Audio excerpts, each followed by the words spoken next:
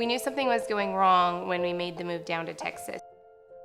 We got here, pulled the moving truck up to the front of the house, went to our closing, closed on our house, and then I had my appointment afterwards. And it was at that appointment that she told me that I was definitely funneling and I was gonna have to go on bed rest. I was partnered up with Dr. McGee, and he said, "Oh, you're going in the hospital till this baby's born." At the time, I was only 22 weeks, something like that. You know, we went through a loss at that hospital with our first baby. And so for me, it was very difficult to kind of walk in and realize we're going through this thing all over again. She was so close to delivery that you really don't know how quickly things are going to move. So for the baby's safety, we wanted her here, 20 feet away from the NICU versus 20 miles. The second benefit of inpatient care for someone with Natalie's issue is that she's not up moving around taking care of the kids, with gravity working against her cervix. Here, she's being cared for by the nursing staff. I met Natalie back in 2012.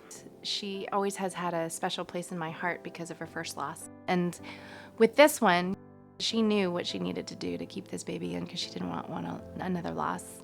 The nurses were great. They would come and wheel me around the hospital, and they would sit there and cheer me up every day. Erin, one day, she made a huge breakfast for me at home and brought them in.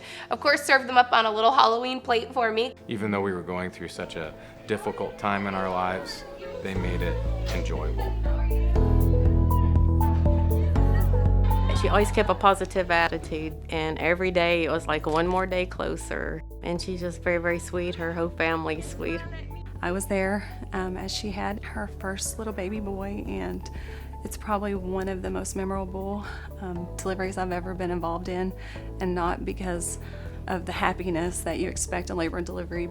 So to see their healthy, happy family, it really is so rewarding.